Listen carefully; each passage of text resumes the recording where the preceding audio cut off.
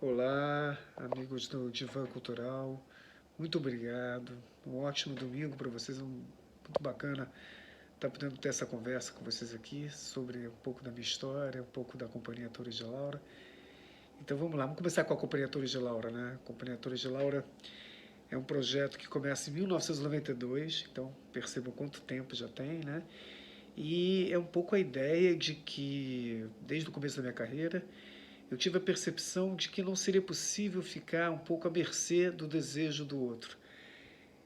A ideia de fazer parte de um grupo, de construir uma história em que todos se sentem donos daquela história, dá uma sensação de diluir a fragilidade dessa carreira, em que você começa uma peça, acaba outra, começa tudo zero, e agora o que vai acontecer na minha vida? Quando você tem uma companhia, você pode aprofundar a pesquisa artística, que é muito importante. Então, você quebra um pouco aquela lógica da lógica comercial de ficar 1 ou 2 meses ensaiando e aí tem que estrear. Então, tudo isso se modifica, né? Você ganha uma profundidade, então, artística, e você tem a sensação de que você é um pouco dono da tua história. Então, isso é, digamos, um sonho que eu percebi muito cedo na minha carreira.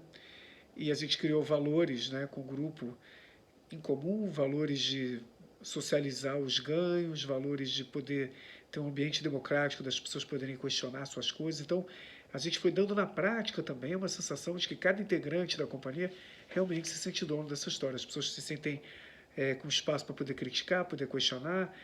Em termos de produção, nós estamos sempre de igual para igual. Há uma diferença entre a direção artística, né, que eu exerço, e a produção da companhia. Nós todos somos produtores juntos, com o mesmo poder.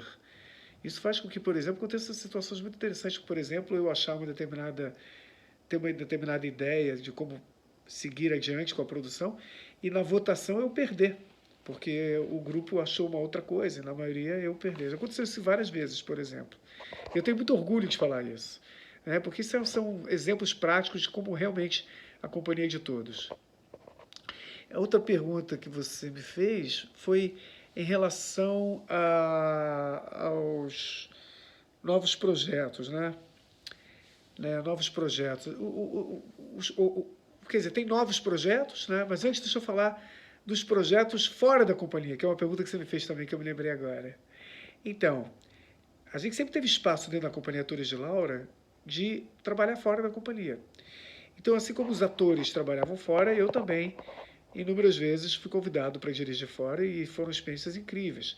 Dirigi já 3 óperas, dirigi na TV Globo e isso é uma experiência muito legal que nos enriquece a todos. Então, toda vez que um de nós trabalha fora, a gente volta com uma bagagem de informação, de experiências, de novidades que só enriquece o trabalho dos atores de Laura.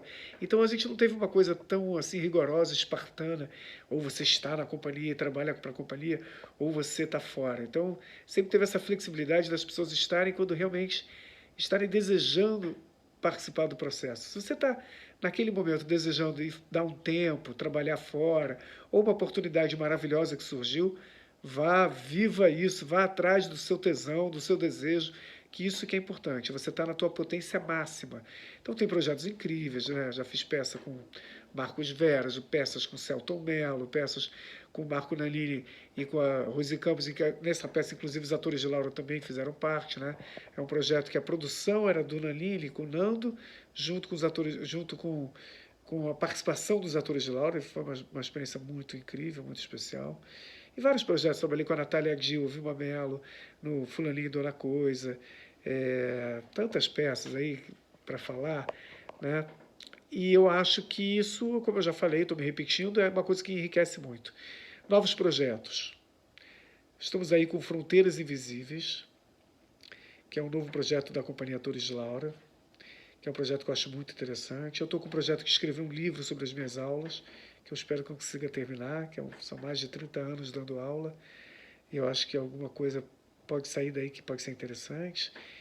E vou dirigir uma versão para teatro infantil da história do Corcunda de Notre Dame, para o Oi Futuro.